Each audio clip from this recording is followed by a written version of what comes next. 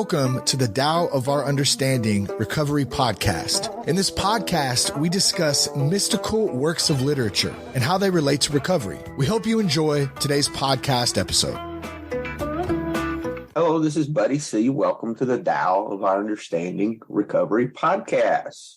We're continuing with the stories of those that have been involved in the podcast, those that come to that are members in the Tao Facebook group, or just those that have contacted me over the years or have discussed the Tao with me. We want to talk and get the stories of those involved in how studying the Tao Te Ching and exploring this Eastern, the principles of the Eastern path of Tao philosophy, not Taoist religion, but Taoist philosophy, has helped to expand or make them better aware of their higher power and how that works for them.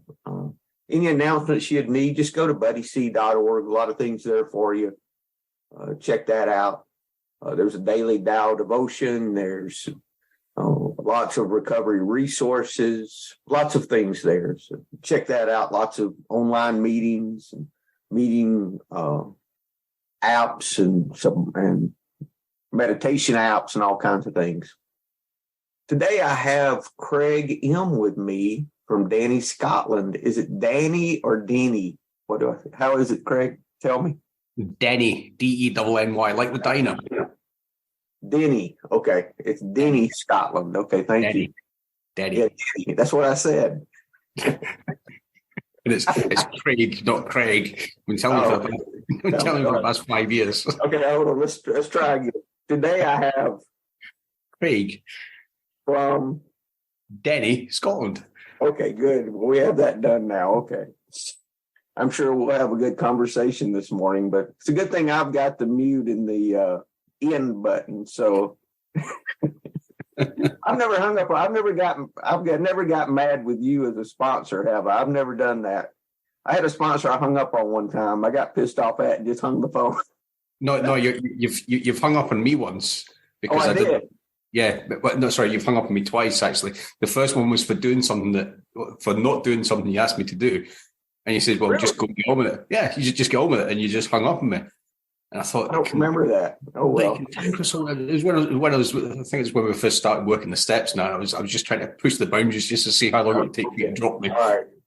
And you still haven't taken that message yet. So, and then the second time was you were trying to text me to start hosting the meeting, and I was texting you back, but you didn't have your data switched on, so I didn't get the message. And you came into the meeting, and you're a bit of a foul mood, and you hung up. And I do remember that one. Now that you mentioned it, I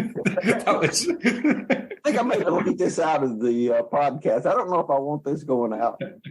Listen, we all have our faults. Don't worry about it. Oh, we do. That's like I forgave you both times, and I think the third time you threatened to do it was I think you were trying to encourage me to go to meetings, and you said to me, "Don't turn up if you haven't been at a meeting because I'll just hang up on you." So I had to go to a meeting just so you didn't hang up on me. Am I that bad? Well, my second wife said that I'd lost about 90% of my anger during our marriage, and then I thought, well, but I still have 10% because we are divorced now, so. There is that 10% of my anger left. What's wrong? No, sorry, you froze. I thought you fell out with me again. No, I didn't hang up on you.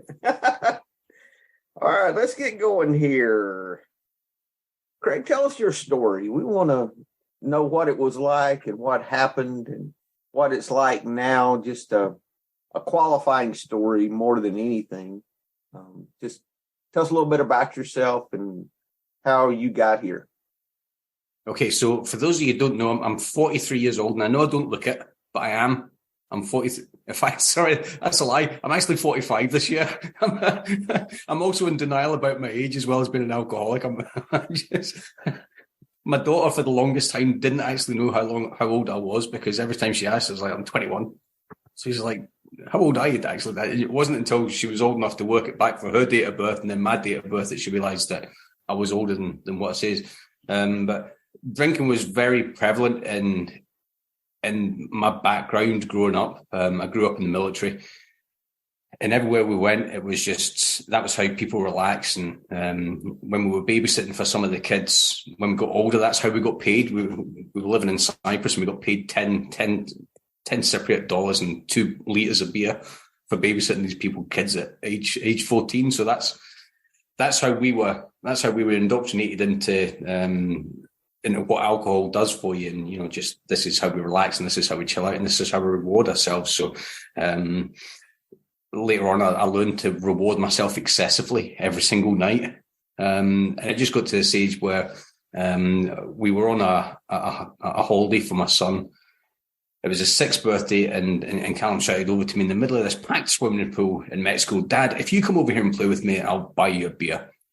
And it was just at that point that we realised that Callum, at the age of 6, realised that my relationship with alcohol was more important than it was with him. But Louise has known for a long time that I've struggled. We've both struggled. We've had conversations in the past, and any married man knows that when we say we've had conversations in the past, it really means that my wife was telling me that I had, that there was potentially issues there. There was warning signs, like going from red wine to beer to whiskey all in the same night, just in the name of having a good time. Or celebrating something like Christmas or a birthday. I don't know the birthday parties where you guys are from, but generally we don't take beer to 3-year-old kids' birthday parties, and that's what I was doing here. It was just everything was just an excuse for drinking. My mental state got pretty bad. I was physically making myself ill. I was physically starting to suffer. I had a suspected heart issue that saw me into one of the hospitals when Louise was, I think she was about 7.5 months pregnant. And at that point, I was starting to get genuine with my drinking issues. I've been to the doctors a couple of times with stuff, and every time I went, he gave me this leaflets for AA. And I'm like, what's that all about? That's not going to help me. So every time I'd go out, I'd put the leaflet back on the table as I was coming back in. And I'm sure he'd go to the back of me and pick up that leaflet and put it back in my file for the next time I came to see him, because every time I went, he'd always give me the same leaflet. By the time I ended up in hospital, I was genuine with the guys. I was broken. I just didn't know what else was going to go on. My mental state, I didn't want to be here. And it's difficult still thinking about that, because I couldn't talk to my wife about what was going on.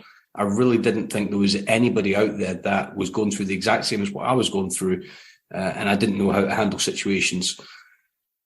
The role that I have at work and in the businesses that the business that I'd created was that I was the leader for that. And you come into this presupposition that you have to have all the answers and you have no weaknesses and you know everything.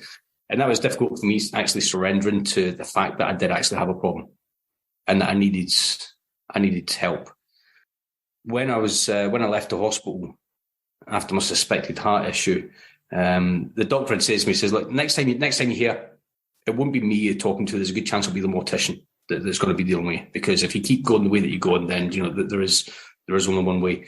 And our big book talks about prisons, institutions, and death. I think I very narrowly escaped the death that time. I was really drinking to excess. When I was in America visiting, I bought a case of beer, and it was the small dumpy bottles, like small dumpy cans. It was like 330 mils. I don't know what that is in the US terms. It's probably like 2 cups or whatever. But over here, we get 450 milliliter cans. So it's just under half a litre cans. We always said beer was what we drank when we got thirsty, and when we were on the way to the liquor store, we'd buy beer, because usually we had to travel to get liquor. We could get beer around the corner in the South. Yeah, it's in those size of cans, though, isn't it?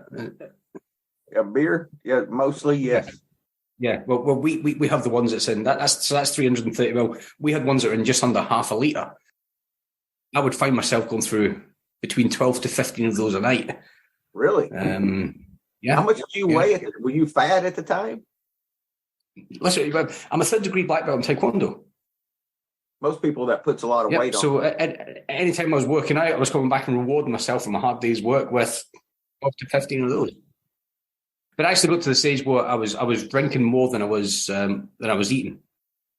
So I was keeping the weight off by not eating, but I was surviving on empty calories to an extent. But it can only last for so long before everything catches up with you. So when I came out of the hospital, I decided that I had a plan of action that I was going to stop. That was it.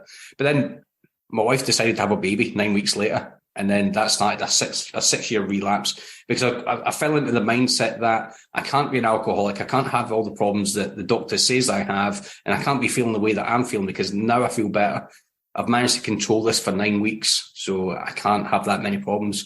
So then the 6-year relapse ensued, and it got up to that stage where just I became a daily drinker again. Everything was spiraling out of control. So on top of the beer, there was whiskey in that, bottles of whiskey coming home, and I was the luckiest person in the world, because I'd go to the Masonic meetings and I would win 2 bottles of whiskey in the raffle. How lucky am I? Liz obviously doesn't know that I would be buying 2 bottles on the way back up, sticking them in my briefcase and coming and say, look, that one, how lucky is that? So that started getting thrown into the mix as well. It just got to this. When you look back on things and you start working the steps, that's when you see the unmanageability was starting to creep in, but I wasn't aware of it. I didn't know that that's what was happening. All I was doing was just going to the next level. Did you continue to have health issues during those 6 years? What happened during that time? It was more health. It was more mental health issues. The physical health issues. I think I gave myself a good recovery time. I was under a lot of pressure at work. I was going through different bits and bobs just with my daughter's situation as well. My daughter's 20. I think she's 25 now, and I was having issues coming off of a relationship with her mum that was really stressful, not just for myself, but for my daughter as well. It was difficult seeing your young daughter going through things that you really try your hardest to help, but just sometimes you're not in a position to do it. It was causing issues with my marriage, and so you were metering your drinking all through those 6 years, trying to control it, and that helped with your health problems that you were having. Yeah. That's tough, man. When you want to drink and you can't, and you're having to pace it all the time. That's a bad feeling. I remember that. I mean, don't get me wrong. There was still some times when the wheels came off. There was still times when I woke up in the kitchen floor thinking, how did I get here? So the majority of it was blackout, but was it really controlled? I think I reached a limit where I knew, right, that's it, because I was driving the next day as well, so I had to take that sort of thing into consideration. But I would always try and push the bounds. I was always trying just get that extra little one in, and if I drink this really quick, I can go to bed 10 minutes early and I'll be fine for the next day. So so you knew something had to change. Callum was 6 years old. You'd realize he had already figured out how to control you with alcohol. Yep. At 6. Either he's really smart or you were really an alcoholic. I don't know which one was it. He's gifted. But it's funny because when he shouted that over the swimming pool, because I was rough that morning. I was rough, and in Mexico, they have this ridiculous thing that you have the hotel and then you have the swimming pool like half a mile away from that, and in between the hotel and the swimming pool, there's like 30 bars all along the beach. So you would obviously have to stop at each one to get a beer because it's rude not to. And I was rough from the night before, and he was splashing water at me, and I swam in the middle of the swimming pool. And he like, "You didn't want to be rude. If you come and play with me, I'll buy you." No, absolutely not. I mean, it's just not like me. So just at that point, I think it was really the first time that, call it a God moment. It was almost as if time stands still. People were throwing beach balls, and the balls were freezing in midair, and it was always as this voice came to me and said, "Look, what's it going to take? I've given you physical health issues. I've given you the issues where you physically feel that you do not want to be here anymore. You're in the mindset of you're stuck in this rut, and now your son knows that your relation to alcohol is more important than him. And my wife could see how much it broke me. It really that was the sucker punch. That was the one that finished it for me. Like I said, Louise and I've had conversation with it before, just like, how it's affecting what's going on with our marriage and that. It never got to the stage where it would have ended our marriage. I don't think. Louise is incredibly supportive. But just when I genuinely believe that when something like that starts to affect your relationship with somebody whose development you're supposed to influence, I kind of got the idea that I now have an opportunity. I can raise my son the way that my dad raised me, and that was in that environment of alcohol. And don't get me wrong, it wasn't a bad upbringing. I loved it, but I know there's things that I really need to do different to give Callum the best chance. I'm now 6.5 years in, and we do everything together. Recovery is everything in my house. My family love interacting with you. Callum loves talking to me. I came down from getting a book one day, and Callum's down here. I'm thinking, who's he talking to? He was sitting talking to you about what was going on at school and what he'd been up to, and you're like, "So, boy, when you getting a haircut?" And, you come up and he's like, "Oh, he says I need to get a haircut." Louise loves you as well, and just everything that we do in the house is more or less centered around what we do here. They know what nights I have meetings. They know what meetings I've got on. They know who I'm meeting up with, and if we're ever going out, Callum will always read the menu, and he'll say, right, that's got alcohol in the sauce, so maybe let's just stay clear of that. What if you have this? And if we go on holiday, we're in the Fanta Club, he always orders all the drinks. It's not that he doesn't trust me. I think it's just that he, it's almost as if he wants to take responsibility and just do something for me, which I really am grateful for the fact that I've not shied away from it, and I've involved the family with everything I've done. We always talk about this being a family illness. I think it's a family recovery as well. Okay, so you had that moment where you said something's got to change. So what did you do? I says to Louise, when we get back from the holiday, I'm going to stop drinking for a year. So I set that time limit on it. So I also gave myself that buffer that we still had a few days left of the holiday, so I could just unwind and just relax and just try and take things in. But at the same time, I was still reading books on recovery. I was still listening to podcasts. So I already knew I had this problem. I was looking for, almost as if I was looking for either a way out or a way to control things. So when did you start listening to podcasts and reading recovery books? During that 6 years you were doing that, or? It was towards the end of that 6 year. Huh. So which podcast did you listen? You might be an alcoholic you might be an alcoholic if you're on an all-inclusive holiday, drinking beer and listening to recovery podcasts and reading recovery books. But I would download stuff to the Kindle so nobody could see what I was reading. I had the big book, and I was like, "What are these guys talking about?" And then I was going to the next one. Okay, so what podcasts were you listening to? What were the first podcasts that caught your eye? The first one was Recovery Elevator.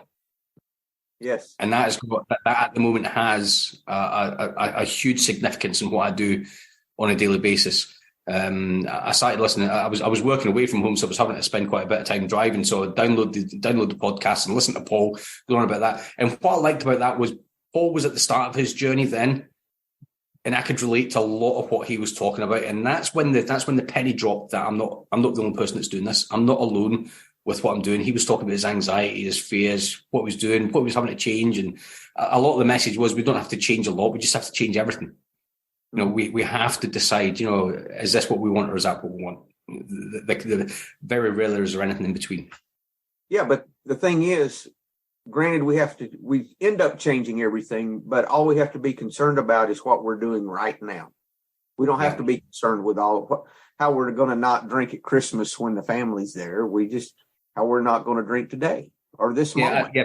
Yeah, which is fine when you're that little bit further on and you understand what's going on. You understand that one day at a time, that one moment at a time. But when you're just coming into this thing, there was a massive fear of missing out. Yes. How am I going to do this? How am I going to manage? What I'm going to do tonight? How am I actually just going to make it through the night without I used to have a limit that I had to have a minimum amount to make sure that I slept all the way through. Otherwise, I'd be up pacing the floorboards at 2, 3 in the morning. So how did you do those first few days? What did you do the first few days to stay sober? I walked a lot. I spoke to my wife. I talked to my wife about what was going on. I never talked to my wife about emotions. I never talked to my wife about my feelings. I talked to my wife about what I'm going through, a bad day I'm having. And then she would point out the fact, it's not really a bad day. It's just a little bad 5 minutes you may be going through, and you maybe just want to take a little walk, get out, get some fresh air, and just don't take your wallet with you. Just go for that little walk in nature that we enjoy. Download a couple of the podcasts that you're listening to, and just get out of your own head. Because that's where most of the problems were occurring, was when I was sitting thinking about stuff. Okay, so you were listening to podcasts. What books caught your eye at first? You said you were actually, yeah, there was actually one called "Is There Anybody There?" And it's the memoirs of a functional alcoholic. I've never heard of that. Just the tagline, it's written by a chap that's got a treble-barreled name. I'll be able to find the name of it at some point. I'll let you know. But I cottoned onto the title because it mentioned a functional alcoholic, and I thought, that's me. I'm an alcoholic, but I'm still functioning. And little did I know, just by the time I got to the end of the book, is like, look, if we strip back all the nonsense, there is no such thing as a functional alcoholic. You cannot be functional at 100% capacity of what you really should be doing, focusing your attention on, and dealing with hangovers and looking for when the next drink's coming and everything else that's going on through trying to stop drinking. And he actually ended up working a 12-step program. And that's when I thought to myself, and he had the same skeptical views of what would be going on at meetings and, what we would have to give up. And again, just reaffirmed the fact that other people have been through this and you're not the only person. Okay. So you walked, but obviously that was not enough. You talked to your wife, which was good, but that was not enough. What was that the last drink you had, or did you drink more after that? How did you go from your walking? What happened next? After the walking, so when we came back from the UK, I stopped. I went cold turkey, which I don't recommend. I'm no doctor, but please seek medical attention if you decide that you want to stop drinking straight away. I was detoxing for about 6 weeks. So my method of recovery was coming home, going out for a walk, coming back to the house, get some dinner, start to feel a bit cranky, start to feel a bit shaky, go back out for another walk, come back. I pounded the pavements of Derry. Most of the people thought I must have been casing the joint. I was walking up and down the place. The police following me because there he is again, walking up the streets. But we've actually got quite a few decent nature trails up this part as well. So it was good to get away. And the good thing is there was no stores at that side, so I couldn't be tempted to buy anything. And Louise would always say, "Look, it's up to you." She would never tell me what I would have to do. She says, "It's up to you. You can take your wallet or you can leave it here. But if you take your wallet, just don't pass a shop. Just make sure that you don't have any means that you can buy anything." And at that time, I didn't have good woman. my wallet on my phone, so I couldn't contactlessly buy anything. So I had that accountability with it as well. That when I was going out, she really, and as much as I joke about her, she is absolutely fantastic. She really is one of the driving forces behind my recovery. Okay, so what were those next steps in recovery? How did that look to you? Well, the next step was I actually says to one of the guys I work with, because he could tell there was something off, and he says, "What's up with you?" And I said, "Look, I've got a drink problem." And it's usual when you tell people like that, it says, "Oh, I don't think you do. I think you maybe just need to cut back." And but people like that are really not seeing what's going on inside you. They only see you on a daily basis at work. They don't see the amounts that you're consuming. They don't see the pain that you're going through yourself. And I think it's a dangerous thing as well, is when we listen to other people's denial, we can almost maybe convince ourselves that maybe we're not as bad as we think we are. And for me, there was red signs there all over when I started listening to that sort of thing. But Jerry is an absolute diamond. He took me to my first AA meeting, and I said to myself, like, I'm not sure about this. It's not really something that I'm into. He's like, look, I have friends who have went through the exact same thing, and this has helped them. So he took me to a meeting. I was still listening to podcasts. I went to that meeting, and I was seeing so many differences that I missed all the similarities in what was going on. But so the one thing let's talk about that meeting. That was your first AA meeting, correct? Absolutely. Yep. You didn't leave that meeting with hope that it would work for you too, and encouragement. No. That wasn't you. You didn't leave all the people were telling me was keep coming back. They didn't give me that secret ingredient. They didn't give me that secret sauce that I was looking for. They didn't teach me that moderation as to how to really control your drink, because that's what I thought I was going for. Huh. Okay, so what was at that time, what did you think? That's what you thought AA was something to teach you how to moderate? No, you see it on TV. You see, oh God, yes, I hate that. So yeah, and it's funny. I was laughing because I was listening to Dennis talking away, and he was talking about the dingy meetings in the church, the smoke-filled churches, and I'm saying to myself, do you know what? That's not me. But I had this misconception of what an actual alcoholic is, because you think of the guy under the bridge, drinking out of the bottles, and right. So when I went to this first meeting, I was thinking, oh yeah, do you know what? It's not the kind of people I would mix with. It's not the kind of people that I'd really want to spend my Friday night with, because you're sitting talking about how happy, joyous, and free you are, and here's me. I'm sitting here suffering, and you've got red hair and I don't, and you've lost your job, and I'm so much better than you because I've still got my job, I've still got my family, and so it's what we would call a lower end meeting. It would be a low end meeting, or maybe I was just a high class member. Maybe I just maybe I walked out of the meeting and like, I hope he doesn't come back, that snob. So I was definitely. Yeah, you were seeing the differences instead of similarities, right? Absolutely. Yeah. Okay. What was next? What happened after that? I joined a Facebook group because I thought, do you know what? I could see how happy, joyous, and free these people in the meeting were. So there must be this thing with community. There must be something going on with connection. And every time I was going back to the doctor, he gave me this fucking leaflet again. And he's like, look, have you tried that? Have you tried them? Because 6 weeks in, I was still withdrawn. I thought I was going through the male menopause. I was shaking. I was sweating. He said, look, have you stopped drinking? I was like, yeah, I stopped about 6 weeks ago. And that's when he told me the dangers of actually detoxing myself. He was talking about, the delirium tremens, the hallucinating. I got to the stage where I was actually talking to my wife downstairs, and when I went upstairs to bed, she's like, "Who are you talking to?" I was sitting down here hallucinating. That's how bad it was. And he was saying, he says, "Look, let's have a look at what you're doing." So I was listening to his recovery podcasts, and he put me onto some psychotherapy podcasts as well, and stuff that wasn't holding me back in that recovery or I'm an alcoholic phase. I was stuck in that.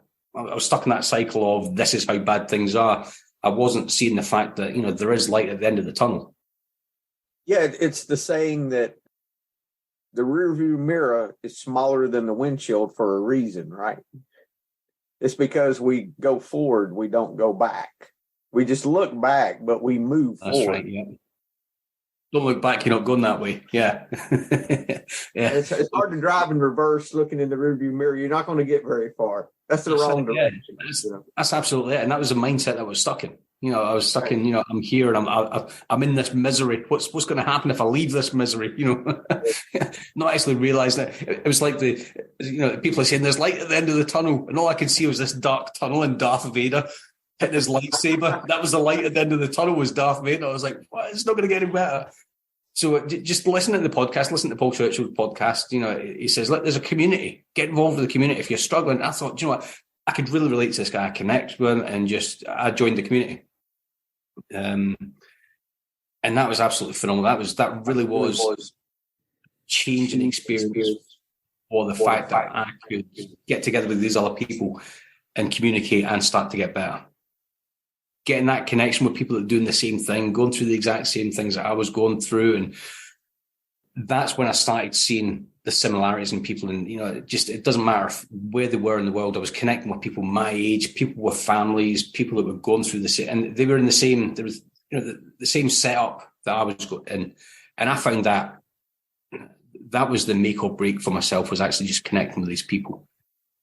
That's been a phenomenal journey with that business or with Recovery Elevator. It's got to the extent now where when I first joined it, there was one meeting a week, and that's when we joined. The whole community got together. Now, I think six years on, we've got 24 meetings a week, so there's like 2 or 3 meetings a day. I'm actually one of the community leaders for that recovery community. And it's really good being able to give back to the community that actually got me sober and helped me stay sober as well. Guys, if you're new to sobriety, check out Recovery. Even if you're not, check out Recovery Elevator. There's a lot of resources there. Paul's a great guy. He shared his heart online when he was getting sober. And there's a lot of good resources there. If you're just dipping your toe into recovery, check out Recovery Elevator. That's good. Okay. So you're in Recovery Elevator. Things are moving along. Now, we met in the SRC. How did you end up there? Yeah, I was just going to say, I'm just going to tell you that I still relate to a lot of the earlier interviews because I find they were a lot more genuine because that's what I was going through at the time. And around about episode 57, I think it was, there was this cantankerous old guy from down south, and he was talking about how much old. Not very old, just middle-aged guy at the time. Older than me. Don't call me old, I'll hang up on you.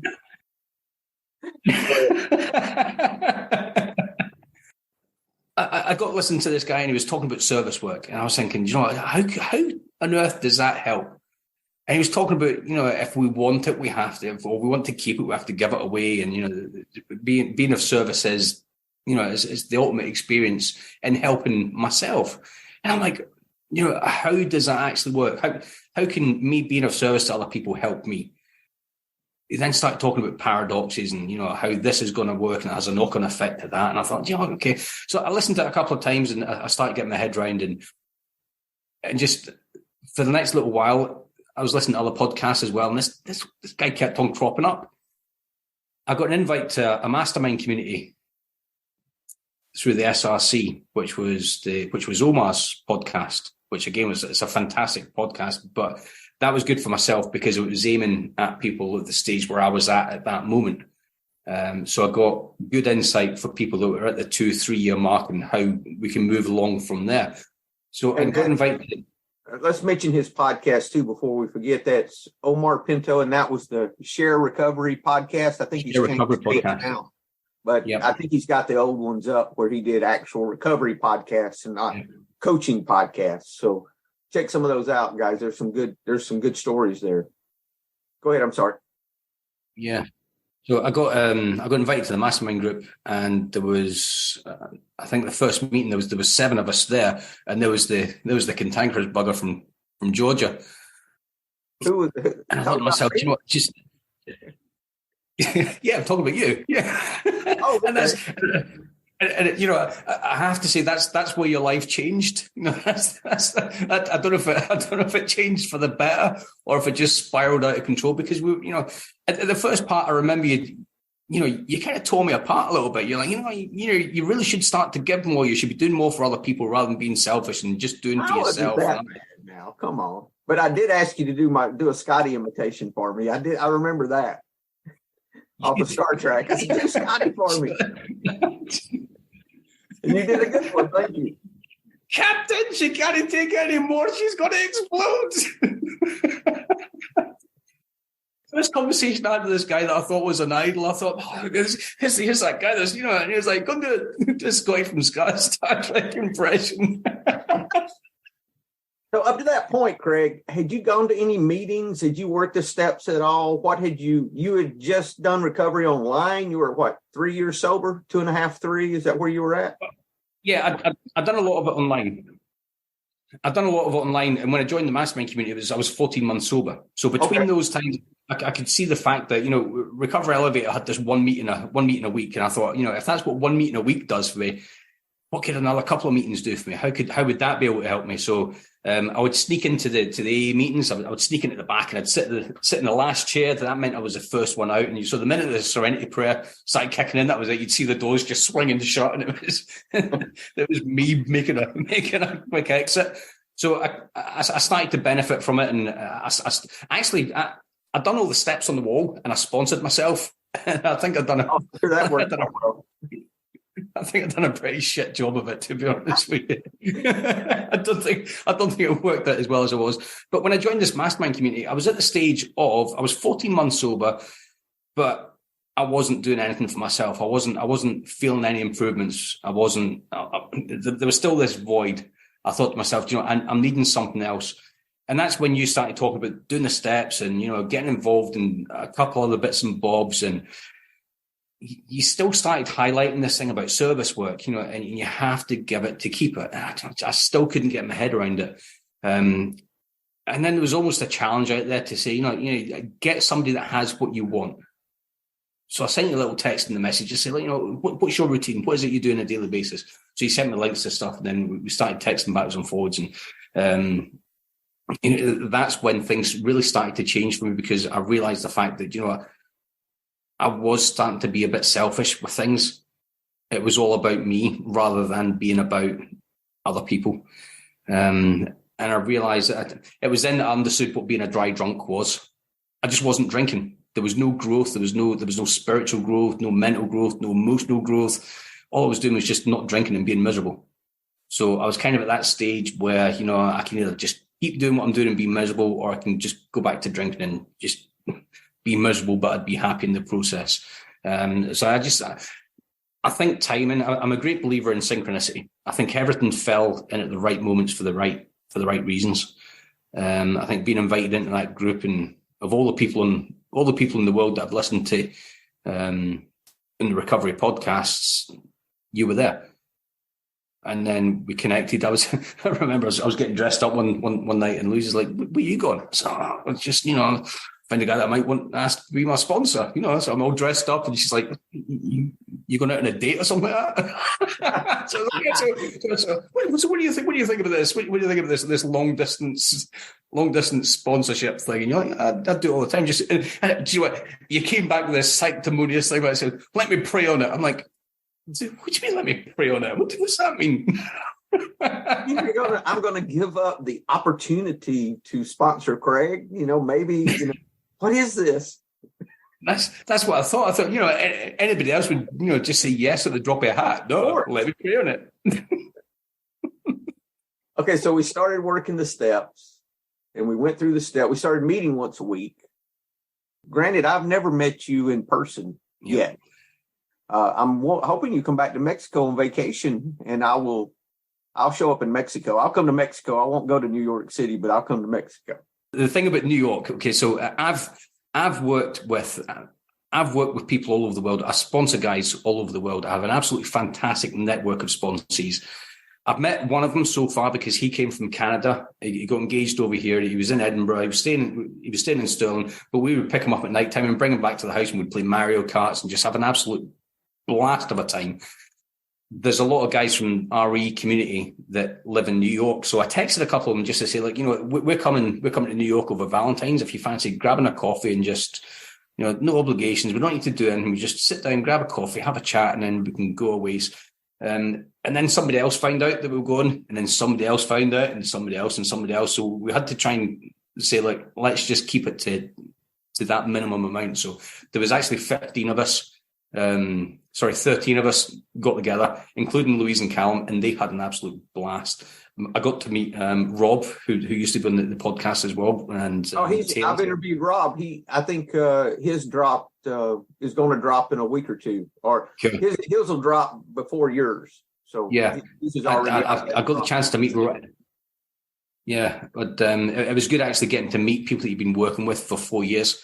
And you see them on this square, and that's really it. But just having that in-person connection just meeting up with them, shaking their hands, just getting a hug off the guys was absolutely fantastic. So we had an absolute blast. And it wasn't as cold as you thought it would have been. So you could have came. Yeah, I guess I could have. Okay, let's move on. Let's move on from the fact that other people made the effort you didn't. I want to hear the rest of your story. I want to know what happened, man. Okay, so we started working the steps. You got involved in community. You realized that it was true that the more you helped others, the better you felt, the better your recovery was. And that really is true. And because when we give, we're really giving to ourselves because we're doing it for us, we just don't realize it. I think the turning point for that is when you see the difference that you make to other people's lives, or just the conversations that you have, and just being available for people, just being able to take that phone call from them, just sit back and tell them that, the exact same things that I was going through, you're not alone. You're not the only person. And this is how I've handled situations like that, and just working the steps with the guys as well. It really is such a game. And just when you start doing things like that, that's when you realize that that's how you keep it, by being available and giving away what you have. Okay, let's shift to the Tao because we have about 10 minutes left. You started coming to the meetings in the beginning when we were studying the Tao Te Ching in the SRC, actually. Why did that studying the Tao Te Ching appeal to you, Craig? What was appealing about this?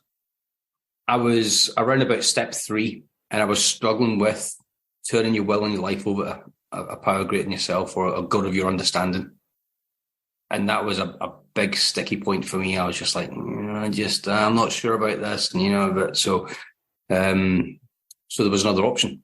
And I remember the conversation we had was, what kind of power greater than yourself do you want in your life? And we found it. We found it through studying the Tao. It was there all the time. I think the revelation of it was I didn't have to put this God in a box. I didn't have to come up with an answer of what God was or what the power greater than myself was, because it's all here in these 81 verses. Yeah, it's not that we have to denounce whatever religious heritage we have. This is like the principles. They apply to everything. If your God is a God of love, the Tao Te Ching, which is the path of the way of virtue, is the same. It's the same. And it's just describing that God of love in a different way, and in a way that uses nature, because when it was written 2,500 years ago, that's all they had to use was nature. So we can relate to all of those examples. So I think the good thing about this is that it relates more to the spirituality of life rather than the religiosity of society. Yes.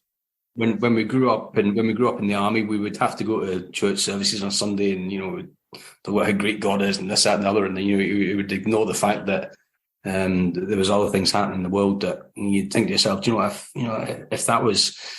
if it was all true as to how good your idea of God is, and why is this all still happening? And it's when you study things like this, you realize that this is the way of things. I don't want to sound like the Mandalorian. This is the way. Yeah, give us some verses. What's some of your favorites? Right, so the first one is actually your favorite one. Just when I come and say, hey, buddy, what do you think about this? And you say, stop thinking and end all your problems. Yes. If you go back and listen to some of the earlier podcasts, I kind of pick on Craig sometimes because he's fun to pick on. And he's easy to pick on because there's so much to pick at, So I use that one quite often. Yeah, that's a good one. I think it's just because of the size of my ego. Just stop thinking. And what I like about that is, it carries on to say, what's the difference between yes and no? What difference between success and failure? Must you value what other people value? Avoid what others avoid. It shows me that I don't have to conform to everybody else's idea of what I should be doing. That's the 20. That's the 20. It's a Stephen Mitchell. The Ron Hogan speaks to a lot more people because it says, look, don't spend so much time thinking about stupid shit. Why should you care if you agree or disagree with people? I'll put a link in the notes too, guys, of the online version of the Tao Te Ching that has all these different translations that you can use if you'd like. But that's verse 20. Thanks, Craig. Okay, go ahead. So that reminds me that, I just, what other people think is none of my business. What other people are doing is none of my business. I have chosen the path that I want to walk. Any people pleasing that I start to fall into, I see it as a trap. And I always go back to, I hope you sat down, but sometimes I go back to the Bible, right? And it talks about, I know, sometimes it talks about when Jesus was in the wilderness and he fasted. He fasted for 40 days and then he was tempted by the devil. That's how I see my addiction. Anytime something crops up, I see it as a test. I see it as a temptation of some sort. If I'm going out for a night out with people, which I very rarely do, but on occasions I have to do it, I'm aware of the fact that there's going to be alcohol there. So I have to make sure that I'm ready for that test. I have to create that in-person accountability and say, right, guys, this is where I'm. Everybody I interact with knows exactly what I do. I couldn't go this long without being honest with so many people. And in all fairness, they know it because I've had to make amends to about 99% of them. So they all know exactly where I am and what I'm doing. And it also reminds me about the contempt prior to investigation.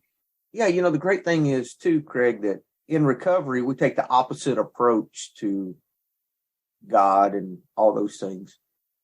Beforehand, we were told what we were to believe, and then our actions were based on what we believed. Here, we give everyone room to find the God of their misunderstanding. Everyone has their own God language, is the way I think about it. People who speak a different native tongue, that's their language, and everybody has their own God language. If you look at it like temptation and all these things, that's fine. That's up to you. That's nothing. You don't have to look at it the same way I do. There's nothing there for me to correct because that's all yours, and that's the great thing about recovery. No one's going to tell you what you must believe and what you must not believe. The big thing in recovery is that we learn to let go. We learn to surrender. We learn that we cannot do this on our own. We cannot do this within our own willpower. And we give people room to find that for themselves. And that's fantastic. I think the surrender to win definitely comes into that. It's just, again, it's one of those paradoxes that you never understand until you're actually in that situation. Well, the Tao that goes with that for me is, can we allow the mud to settle? Like you've got the water and you can allow the mud to settle so the right answer appears by itself. Yeah. That's really it. That's letting go for me. Definitely. What's some other verses that you have? Some other ones. I know. I have. Yeah. So I even made notes. Yes. 6 years in I've started going to. So the next one is the 21st verse, which starts on the Ron Hogan. It says, "A master stays focused on Tao, nothing else, just Tao." So what is Tao to you? What is Tao? If somebody asked you, Craig, what does that mean? What does that mean? So this is the chosen path that I'm on. This is my way of life. This is my way of doing things, and it's almost like working the steps. It's a set way of doing things, not letting Craig take control again. I'm not the wheel. I'm a spoke in the wheel. I'm a part of the cog. I'm not the whole cog. There's more to life than just Craig. And there's forever. I think it was Einstein, or feel free to correct me, but for every reaction there's a reaction. I think that's been ingrained in me as well. And there's consequences for what I do. And that 21st verse, the first part of it reminds me that I need to be monomaniacally about what I'm doing. If you relate it to like a maths exam, if I'm doing a maths exam, I don't go and study geography or religious education. I have to be focused on that one thing. And for myself, we do a lot of word associations, or we'll do word placements. So if you change a couple of words in those, a master stays focused on the steps, nothing else, just the steps. And that's it. And through working the steps, I know there's an answer to everything, because it tells us in the big book, there's a solution, and this is it. Yeah. So I think just going through that, just that one snippet, just stay focused. And Robin Sharma, one of the guys that I follow quite a lot, he does a lot of motivational speakers, and he always reminds us that it's better to produce one masterpiece than 5 pieces of mediocre work. And that's because I need to be solely focused on what's right in front of me. That's good. Any others? Oh, I've got loads. The 23rd verse. 23rd. When you have nothing to say, you may as well keep your mouth shut. Okay, yeah. And I remember you saying to me one time, says like, because you're encouraging me to find a home group.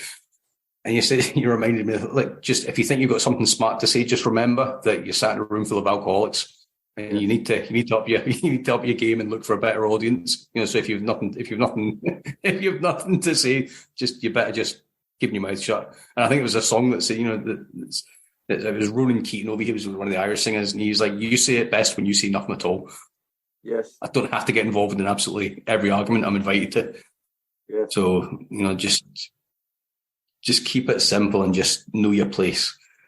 The 24th reminds me to stay grounded. Keep your firm feetly planted unless you want to fall on your face. Learn how to pace yourself if you want to get anywhere. Don't call attention to yourself if you want people to notice your work. And the last one was the 38th verse. I can't remember what it was. One of the verses that stuck out to me was when you were talking about, when I put the spotlight on myself, you keep everybody else in the shade. I think that one spoke to me quite a lot about service work as well. Don't blind others with your light. That's the one. Yep. Yes. That's why you turn up to the meetings with your sunglasses on. The master does not try to be powerful, thus he is truly powerful. The ordinary man keeps reaching for power, thus he is never enough. Where is that? That's the 38th. 38th, okay. It's a Stephen Mitchell one. What, you have any favorite Tao podcasts, or what podcasts do you listen to now? Are there any Taoist related? Or are there any now at this point in your recovery? What are you listening to?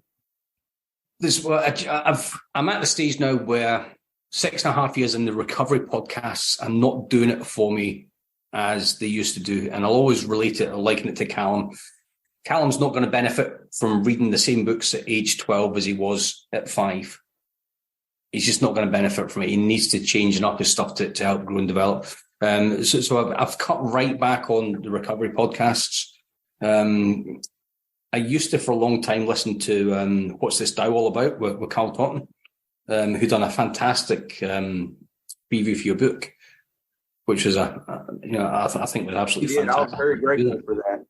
That was just, when you sent that across, it just fell off my chair. I was like, really? Yeah. Has he read it? Me too. Me too. I was, yeah. So the Tao of Understanding, that was a big one because, it just, I think just having people like Carl Totten talk about their experiences of the Tao, breaking it down and what it really means to us as well. That was big for a while. Now it's more spiritual stuff. I like listening to, I know you laugh at me when I say this, I like listening to the Joel Osteen message in the morning, because he talks about, don't laugh, he talks about, he takes the religiosity out of God's message.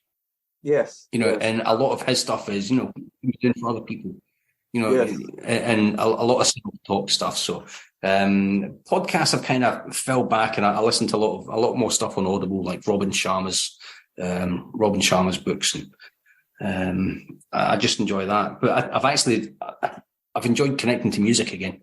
Just jumping in the van, driving away, and just having some music going through the speakers it's quite good. I've really managed to reconnect to that. How about books? What books are you reading now? Books I have got. I've always got the Wayne Dyer "Change Your Thoughts, Change Your Life" book, because I like just reaching for that, because again he's broken everything down. He keeps it simple, but I like fiction books. Again, I've reconnected with fiction. I think if you constantly reading recovery books, there's only so much that the knowledge is going to take you. But I think, again, just in terms of recovery book, it dilutes the program that I work. Yeah, I like to stick to my big book, 12 and 12s. And the Wayne Dyer book you were mentioning, "Change Your Thoughts, Change Your Life," is actually a study of the Tao Te Ching. that he broke down all 81 verses and took a year and wrote this book about the Tao Te Ching. So I would suggest looking at that if you like Wayne Dyer. Actually, you can go to buddyc.org, click on the book store link, and we've got links for all the books that we talk about there on the website for you to make it easy to find. Any closing thoughts, Craig? No, do you know what? It's been a fantastic 6.5 years, and I really wouldn't have done it without, and I'm not just blowing smoke up your ass, I really wouldn't have been able to do it without your guidance. If someone would have come along. I just happened to be the person, you know. Yeah, you would. That's what happens. See, this is the way I see it. If we're not doing our part, it's not that the person's not going to get what they need. If you're seeking, you're going to find. It's you drawing the person to you. It's not me shining light in you, you know. Yeah, it's not me drawing you. It's the person in need drawing what they need. So if you wouldn't have drawn that from me, you would have drawn it from someone else. So I think that's how the universe works. I think we set an intention, and then we draw those things to us. And you just, if I wouldn't have been there, it would have been someone else. Yeah. That's how I keep my ego in check, really, is by knowing that it's not me, it's the gifts, you know, and those same gifts would come from someone else. Well, let's talk about let's talk about everybody else that's been involved with the podcast and the journey as well. You know, just everybody that we've interacted with over the past 5-6 years. It's been absolutely phenomenal. Everybody that's made a contribution to the conversations that we were having on a weekly basis. You know, you can't have a conversation by yourself. Just you know, you can't have a conversation by yourself. Oh, And that's the great thing. If you look at the steps, they're all plural. We admit it. You know, we came to believe. Yep. You know, they're all plural for a reason. It's because this truly is, like you talked about at first, it truly is community. Truly is, because I am helped when I help you. No one is an island. I cannot do this. I'd love to do it without you. I'd love to not need anyone, but that's not the case. And I know that. Thank you, Craig. I appreciate you, and I appreciate you sharing your story today. Thank you. Hello, this is Buddy C. I wanted to make you aware of several recovery-related resources that I've posted in the episode description. These resources include a list of recovery podcasts, a free sober meditation app, daily recovery email, shared Google recovery calendars. Hope you put some of these resources to use, and have a great week. Thank you for listening to the Tao of Our Understanding Recovery Podcast. If you enjoyed this episode, please share it with your friends in recovery.